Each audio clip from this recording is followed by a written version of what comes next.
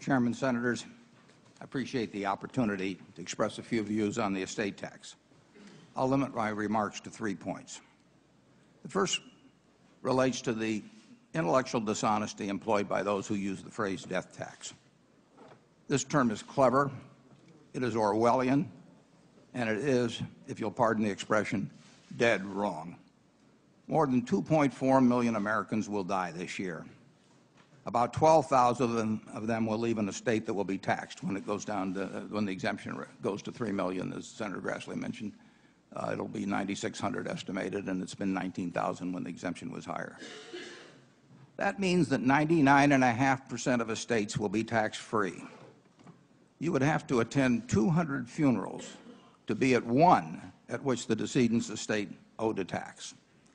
Indeed, far more people who die receive a large tax benefit. I don't think that's generally understood, namely a stepped-up basis on appreciated assets. If people insist on renaming the estate tax, it would be more appropriately labeled the death present. The second point I would like to make is that in a country that prides itself on equality of opportunity, it is becoming anything but that as the gap between the super-rich and the middle class widens in dramatic fashion. Here are a few figures on the Forbes 400. Other people say they're Playboy magazines. I say the Forbes 400 magazine. 20 years ago, 1987, it took $220 million to make the list. Now it takes $1.3 billion, about a 6-for-1 increase. The total wealth of the list in 1987 was then $220 billion. Now it's $1.54 trillion, exactly a 7-for-1 increase. Tax law changes have benefited this group, including me, in a huge way. During that same period, the average American went exactly nowhere on the economic front. His income went from a median $26,061 to $48,201, almost exactly the increase of the CPI during the 20 years. He's been on a treadmill while the super-rich have been on a spaceship. Dynastic wealth, the enemy of a meritocracy, is on the rise.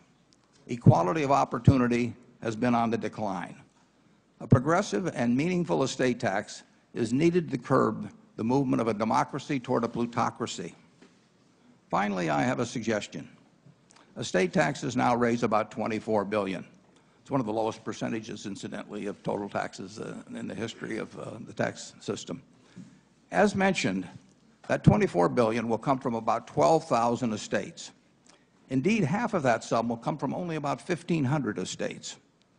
The beneficiaries of each of those estates will receive millions, in many cases tens of millions or more. One point you never hear from proponents of estate tax elimination is whom they would get the $24 billion from if they didn't get it from the 12,000 largest states. They just say, free us. They don't say who to further shackle. Here's the suggestion. Keep the estate tax in its $24 billion. Reshape it, if you will, but keep the estate tax in its $24 billion. Then take a look at the bottom fifth of America. There are 23 million households in the United States with 20,000 or less of income. Many are paying payroll taxes that now total 15.3%.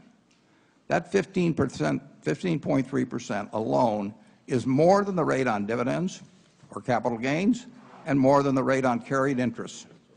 Let's give those 23 million households a $1,000 annual credit. Every dollar of such a credit would affect real change in the lives of the 50 million plus people residing in the 23 million households. Yet the cost of this would be less than getting rid of the tax on the 12,000 estates. 50 million people would be helped in a material way. The beneficiaries of the 12,000 estates would still receive what looks like a fortune to almost all Americans. Leona Helmsley's dog, Trouble, reportedly is inheriting $12 million. If Mrs. Helmsley's estate is in the 45% bracket, Trouble could instead receive $22 million if the estate tax was removed. Alternatively, just from Trouble's share of the Helmsley estate tax, 10,000 families making less than $20,000 annually could receive $1,000 each to make their lives a bit better. Even though Trouble probably heard Leona say, quote, only the little people pay taxes, end quote, I don't think he would mind the estate paying $10 million in order for him to get his $12 million. We need to raise about 20% of GDP to fund the programs the American people want from the national government. Further shifting of this requirement away from the super rich is not the way to go. Thank you, Mr. Buffett.